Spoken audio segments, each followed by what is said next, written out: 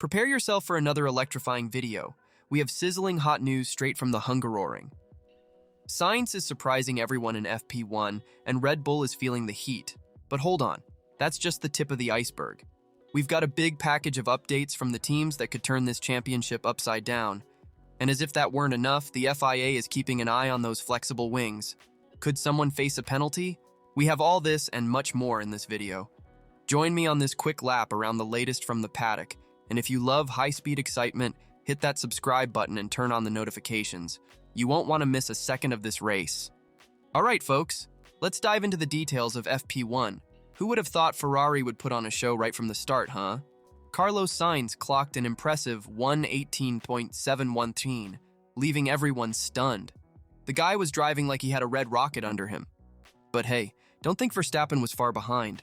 The Flying Dutchman came in second, just 0.276 behind Sainz.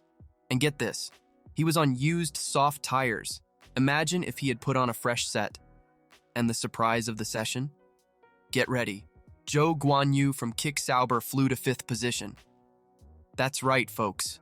The Chinese driver was racing like there was no tomorrow, even after losing some bodywork pieces early on. This guy is out to make a statement. But it wasn't all smooth sailing. McLaren's Piastri spent a long time in the garage due to technical issues. And Stroll? Poor guy was complaining that his Aston Martin was shocking to drive. It seems like Alonso's updates haven't made it to his side of the garage. And speaking of updates, guys, the teams arrived in Hungary loaded with new developments. But what really caught everyone's attention was Red Bull. They practically redesigned the car's sides. They got rid of those cannons. You know, those gullies on the engine cover that resembled the Mercedes W14? Well, they're gone.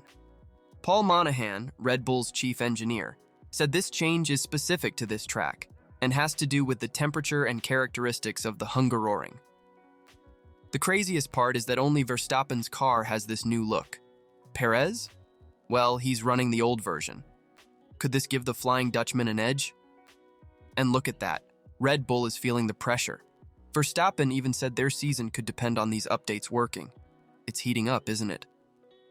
Ferrari also didn't lag behind. They brought a revised floor. They're calling it a minor geometric modification, but it seems to have made quite a difference, right? After all, Sainz is flying. Aston Martin came with a massive update package. New floor, changes in the tunnels, edges, and even a different rear wing. They're trying everything to get the car back to its early season form. Mercedes also did their part. They made a small change to the rear wing to improve aerodynamic efficiency. It may seem minor, but in the world of F1, even a millimeter can make the difference between the podium and the middle of the pack. Now let's talk about performance, as these updates are shaking up the balance of power on the track in ways no one expected. Look at Ferrari, folks. Who would have thought that the prancing horse would kick Red Bull like this? Sainz is flying, and Leclerc wasn't far behind, coming in 3rd. It seems like that new floor is working miracles. But what about Red Bull? Well, it looks like changes aren't always for the better. Verstappen managed to secure 2nd place, but you could see he was working hard to keep up with Ferrari's pace. And Perez? Let's just say P11 isn't exactly where we expect to see a Red Bull, right? And look at the mess in the midfield. Lance Stroll was almost in tears on the radio, saying his car was horrible to drive. Meanwhile, McLaren's Piastri barely got a few laps in at the start of the session due to technical issues. It seems like not everyone woke up on the right side of the bed today. And speaking of predictions, the FIA is making their own bets, but it's not about the grid. They're keeping a close eye on those flexible wings, folks. That's right, that controversial topic that always comes back to haunt the teams. It looks like at the Belgian GP, the FIA will be bringing 4K cameras to film the front wings during the race. They want to get a close look at how these beauties are behaving. But hold on, it's not to punish anyone. At least not yet. Here's the deal. They want to better understand what the teams are up to with these wings. They're already thinking about 2025 and beyond. Just imagine, depending on what they find, there could be a rule change that will make everyone's head spin. And you know what's even more interesting? This could completely change the game for the teams. Just imagine if they find out that a team is getting a little extra advantage with these flexible wings. We could see a complete shakeup in the grid order. But the craziest part is that this isn't just about aerodynamics.